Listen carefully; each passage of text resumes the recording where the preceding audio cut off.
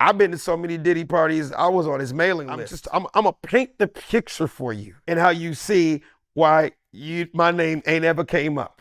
All right.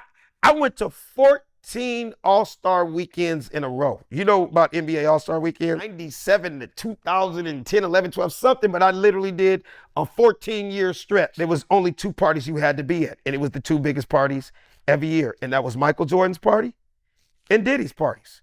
Off the chain. Like literally thousands of people. Every top-notch performer you can think of. The best food, the most incredible women, like literally off the chain. But you gotta understand, as far as Diddy goes, I went to everything. You remember when Sean John first came out? Yeah, I remember, yeah. I was there. New York Fashion Week. Thousands of people. Biggie performing. Craig Mack, rest in peace. Oh, craziest thing, right? Remember when Ciroc first came out? Yep. When I tell you Diddy had the craziest party in his backyard, he turned his backyard into Coachella. Thousands of people. Rick Ross performing, Mary J. Blige. It was crazy. El DeBarge, like it was absolutely insane. I was always considered a B and C list celebrity.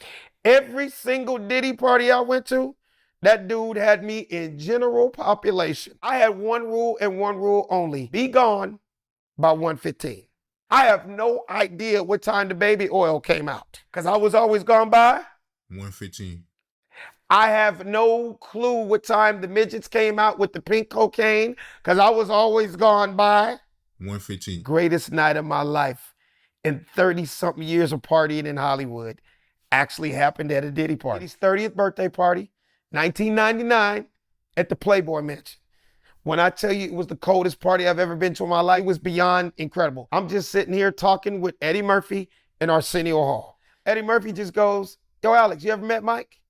And I'm like, Mike who? Like, I don't know which Mike you're talking about. Because this is 1999. I met Michael Jordan and I met Mike Tyson. So I really didn't know which Mike he was talking about.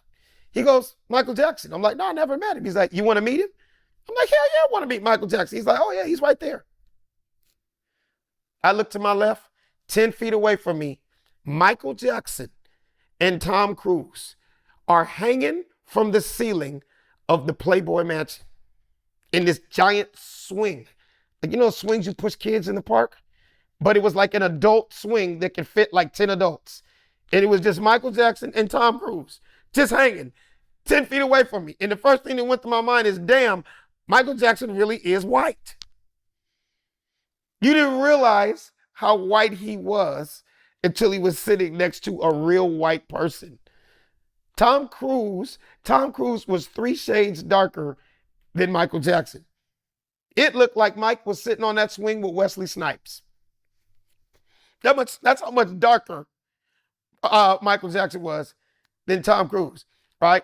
So then out of nowhere, Arsenio goes, yo, he probably knows who you are. I'm like, man, get out of here. There's no way in the world that Michael Jackson knows who I am. He's like, no, you don't understand. His life is so stressed out. All he does is watch comedy, TV shows. And I was like, and he loves stand-up. So I was like, oh, wow. Well, maybe Mike knows who I am. Because in 99, I was popping. I was on the Jamie Foxx show, Players Club, Two Could Play That Game. I had movies in the theaters, Comic View. I was like, maybe he knows who I am. He's like, yeah, so take me over there. Eddie walks me over to Mike. He just goes, Mike, Alex Thomas, Michael Jackson. Mike reaches out his hand. He grabs my hand. And dude, he just started dying laughing. Dying. Like I'd never heard his laugh before. He's like,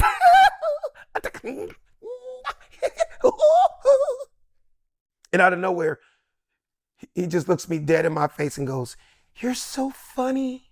My whole body went numb. And all of a sudden, out of nowhere, I just got emotional because I couldn't believe Michael Jackson knew who I was. And a small tear came down my face. Like I said, I turned into a little bit. And I just gave him the biggest hug. I went right into his ear. I was like, I love you, Michael. Michael, I love you. Everybody around me just died laughing. I pull away, and I don't know what made me do this, Art, but I pinched the tip of his nose. Eddie Murphy and Arsenio hit the ground, they were laughing so hard. You don't know how great it felt to have all three of my idols dying laughing at the exact same time. Arsenio got up off the floor, wiping tears out of his eyes, and he looked me dead in my face. He was like, bruh, you are the first person I've ever seen touch Michael's face and get away with it.